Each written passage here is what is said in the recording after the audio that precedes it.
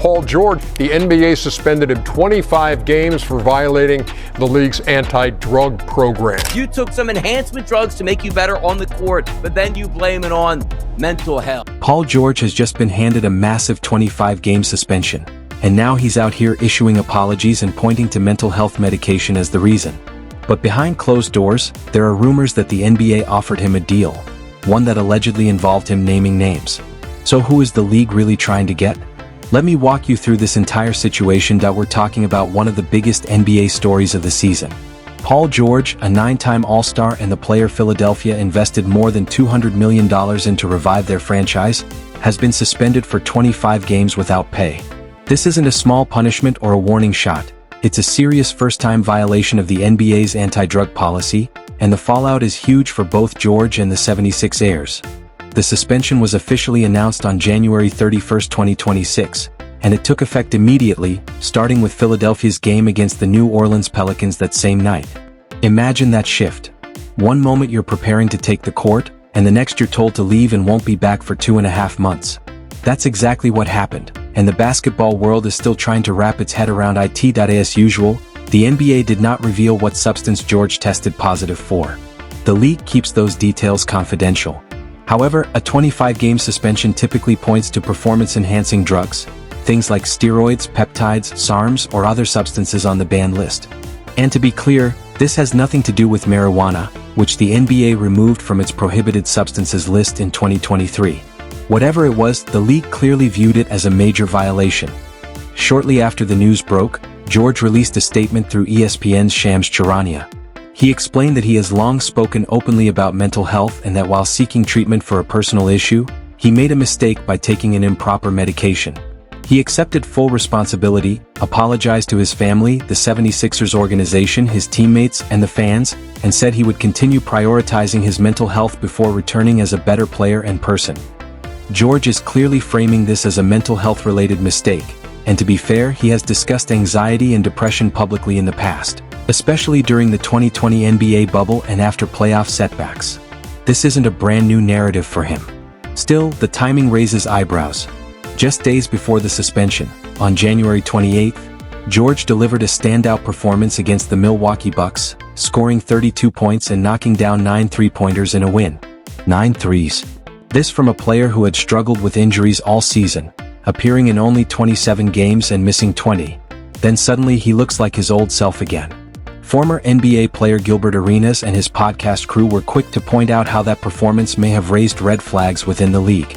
So last Tuesday against the Bucks, PG had 35, 5 and 5, hit 9 threes. Yeah, that got him tested. And then ended up getting suspended a few days later on that Saturday. Being injured for so long. Some people believe that performance may have set off heightened scrutiny from the league. You've seen this before. When a player suddenly starts playing at a level that doesn't match their recent form, alarms go off. Questions start getting asked. And according to the speculation, those questions led to answers Paul George never wanted uncovered. Now let's talk about the money because this is where things get truly wild. George signed a 4-year, $212 million deal with the 76ers in 2024. For the 2025-26 season, he's earning roughly $51.7 million, which comes out to about $469,000 per game. Multiply that by 25 games, and you're looking at around $1.7 million in lost salary. Just like that, gone. One mistake, $1.7 million erased. And remember, Paul George is 35 years old. He turned 35 in May 2025 and has battled injuries throughout his career. Now he's stuck watching from the sidelines while his team pushes for the playoffs.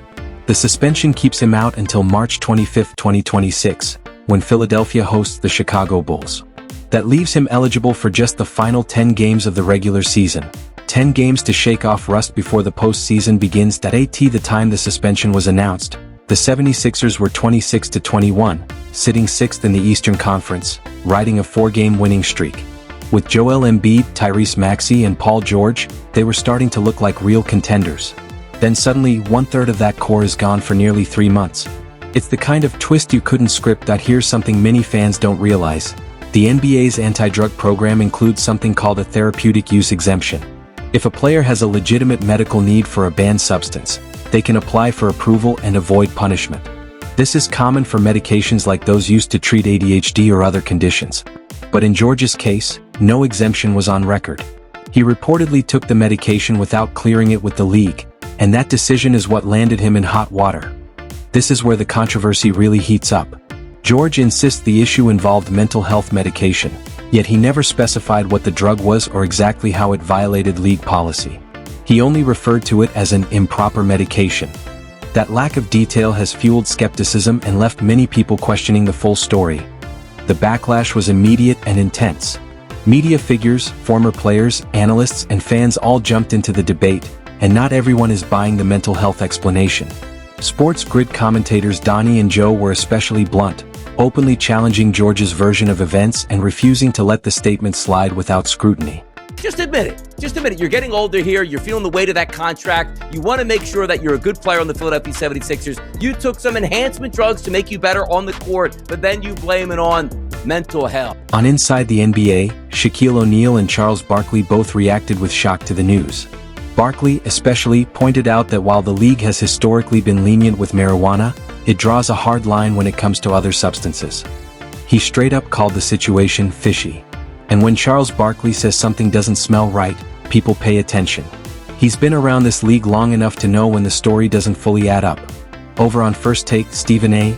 Smith didn't mince words either, calling the suspension a massive hit to the 76ers' championship hopes, and he's not wrong. This was a team built to contend for a title this season, and now they're being asked to carry on without one of their top players for 25 games. That's not a minor inconvenience, it's a serious problem. You can bet the front office in Philadelphia is livid. Former players have also weighed in. Jeff Teague, for example, voiced his doubts, suggesting that George's recent scoring explosion may have triggered extra scrutiny from the league. He questioned whether medications used for mental health treatment, such as ADHD drugs or antipsychotics, should really result in such a severe punishment if they aren't clearly performance-enhancing. And honestly, that's a reasonable point. If a player is genuinely trying to address a mental health issue, should the penalty really be this harsh? Meanwhile, the criticism from Sports Grid continued, with hosts warning that this explanation may follow Paul George for the rest of his career. Fair or not, the narrative is now out there, and once something like this sticks, it's incredibly hard to shake. I mean, it's not Mental health. Rocket science here. I mean, the fact that he deflected it and made it about mental health was just crazy. Just own it and move on, because, Donnie, nobody will care in another week, and that'll be the end of it. Over on the Speakeasy podcast, the hosts didn't bother sugarcoating anything. They flat out dismissed George's explanation, accusing him of using performance-enhancing drugs and hiding behind mental health as a cover. That's a heavy accusation, no doubt, but it mirrors what a lot of people are saying behind closed doors.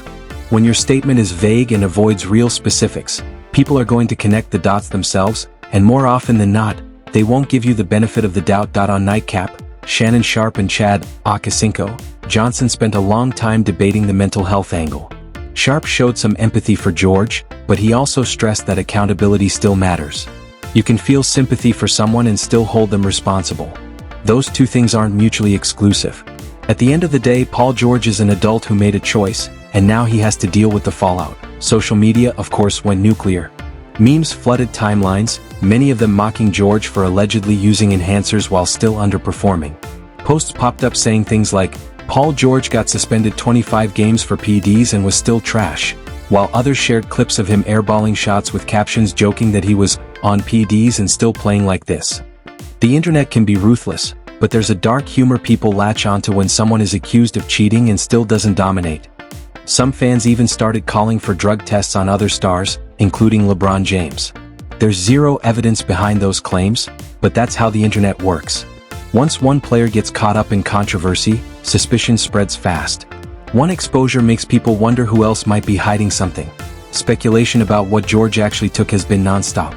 Some believe it could have been a stimulant like Adderall, commonly prescribed for ADHD but banned without a therapeutic use exemption. Players can apply for those exemptions, but reportedly George didn't. Others think it was something more traditional like PEDs, especially given his age and recent dips in performance.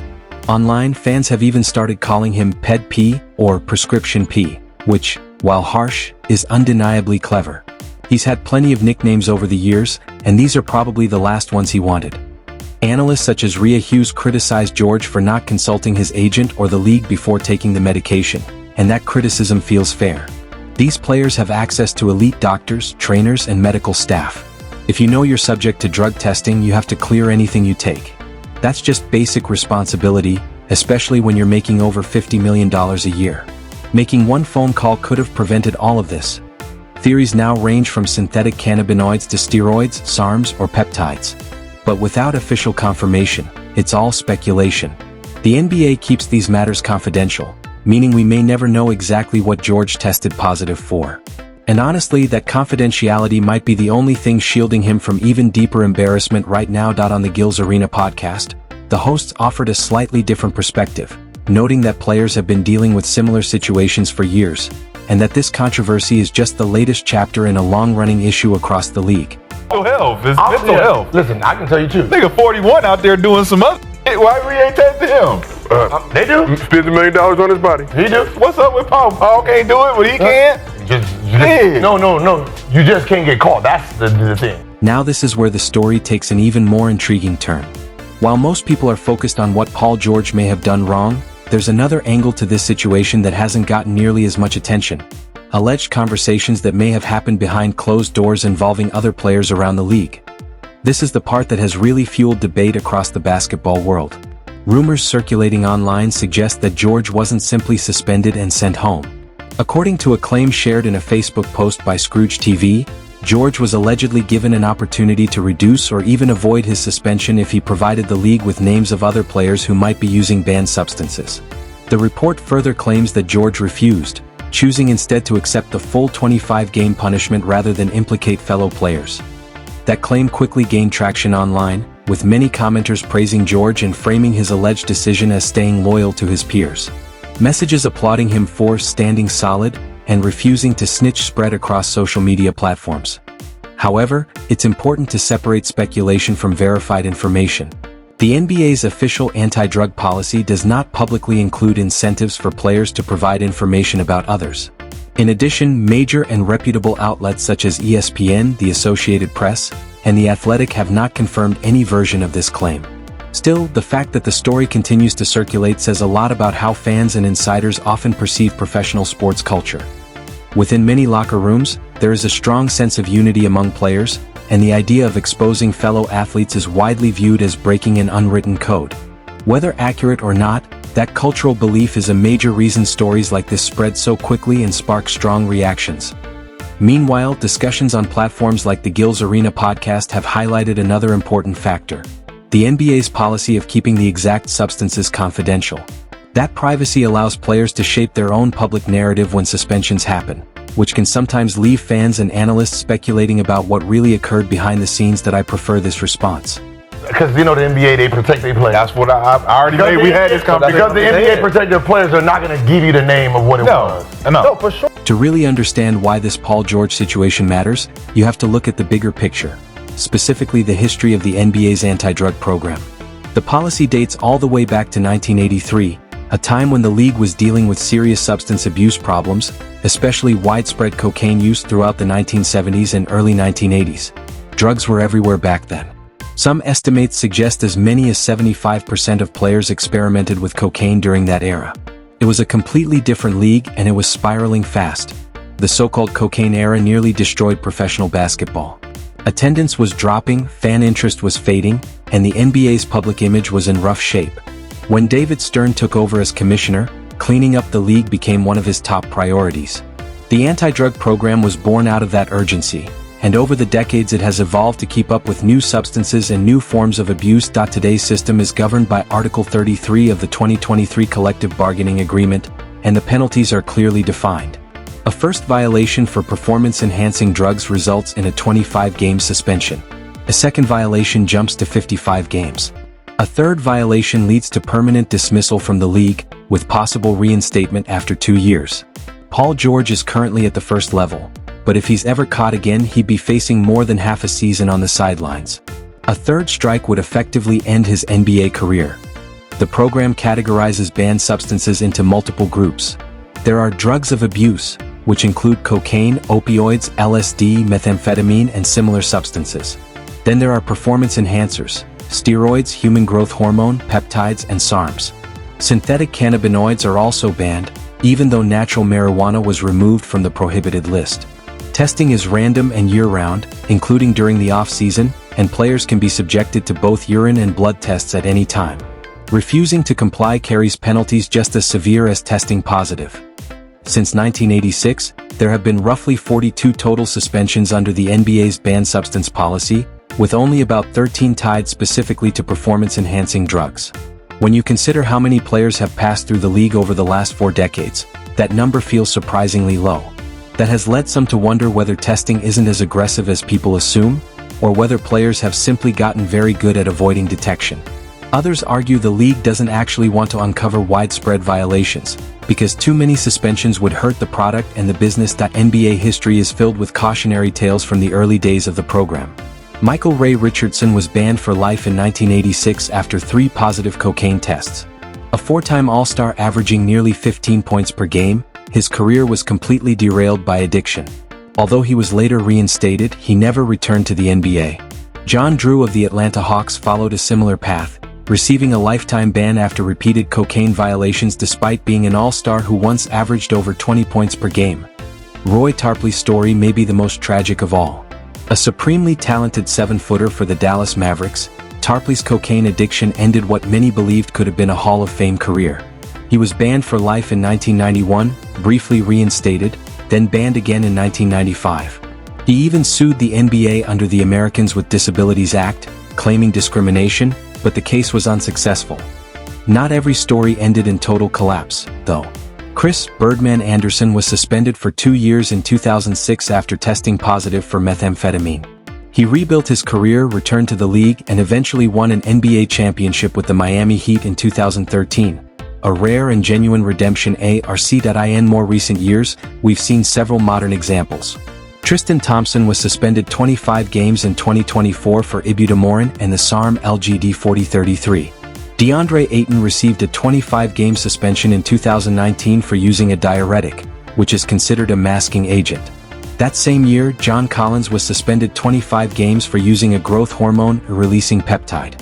Just last season, Bobby Portis of the Milwaukee Bucks was suspended for tramadol. On Gil's Arena, the hosts directly compared Paul George's case to the Portis suspension, pointing out how the league has consistently enforced the same penalty structure, regardless of star power, when it comes to first-time violations under the performance-enhancing drug policy.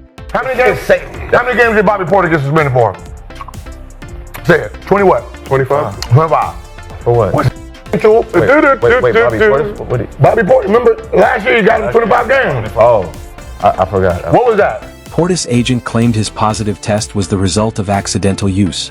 Almost the exact same explanation Paul George is giving now. At this point, the pattern feels familiar. A player gets caught, releases a statement saying it was a mistake or an accident, serves the suspension, and the league moves on, until the next name pops up. It's a cycle we've seen over and over again. Now let's shift to what this actually means for the 76ers moving forward, because this team has legitimate championship goals. Ironically, there is a small silver lining on the financial side.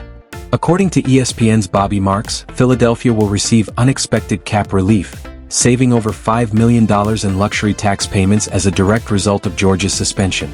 So ESPN's Bobby Marks reports that the Sixers will save more than $5 million in luxury tax payments as a part of George's suspension, leaving the team a little over $1 million over the threshold and making it easier for the 76ers to dip out of the tax this week without harming the roster. Philadelphia also gains a $5.8 million luxury tax variance credit, equal to half of George's suspended salary. That adjustment pulls the Sixers from being well over the tax line to just about $1.26 million above it. And that detail actually matters. It opens the door for potential roster moves without immediately triggering stricter apron penalties. With the trade deadline approaching, that extra flexibility could allow the front office to add depth, possibly targeting role players from rebuilding teams to help patch the holes left by George's absence. On the court, head coach Nick Nurse will be forced to lean heavily on the supporting cast. Players like Kelly Oubre Jr. and Caleb Martin are expected to shoulder more responsibility as the team tries to stay afloat in a highly competitive Eastern Conference. At the same time, it's important to acknowledge how far the NBA has come when it comes to mental health awareness. The league launched its Mind Health initiative around 2018 to 2019, creating a dedicated focus on mental health and wellness. Since the 2019-20 season, All 30 teams have been required to employ at least one full-time, licensed mental health professional. Players also have access to tools like the Headspace Mindfulness app, along with league-supported wellness resources. Several players have played a major role in shifting the culture. DeMar DeRozan and Kevin Love helped break the stigma by publicly sharing their struggles. DeRozan's 2018 tweet about depression and anxiety sparked widespread conversation, while Love detailed a panic attack in a Players Tribune essay that same year. Love later founded the Kevin Love Fund and became one of the league's most visible mental health advocates. Paul George has credited players like them for opening the door and has participated in campaigns that promote vulnerability and openness. But this brings us to the uncomfortable question many people are quietly asking. Is Paul George genuinely dealing with mental health challenges, or is mental health being used as a convenient explanation for getting caught violating the league's drug policy? The truth is, we may never know. What we do know is this: he will miss 25 games, lose nearly $12 million in salary, and his team must now find a way to survive without him during a critical stretch of the season. This isn't the first time George has faced controversy. Back in 2013, he was involved in a highly publicized paternity and child support dispute with Daniela Rajic, during which a judge criticized him for allegedly avoiding responsibility. The case, involving support and visitation issues, played out publicly and wasn't flattering. That story eventually found a more positive ending. George and Rajic reconciled, married in 2022, and now have 3 children together. In 2014, George also drew backlash for insensitive tweets regarding the Ray Rice domestic violence case. The comments were widely criticized, including by Pacers executive Larry Bird. George deleted the tweets and issued an apology, clarifying that he does not support domestic abuse, but the incident left a lasting mark on his public image. Still, this suspension may be the most damaging controversy of his career. At 35 years old, on a massive contract and chasing a championship, the timing could not be worse. George says he plans to use this period to get his mind and body right so he can help the team when he returns. Whether that promise turns into results remains to be seen. For now, Philadelphia is left staring at a season filled with what-ifs, wondering how different things might have looked if this situation had never happened.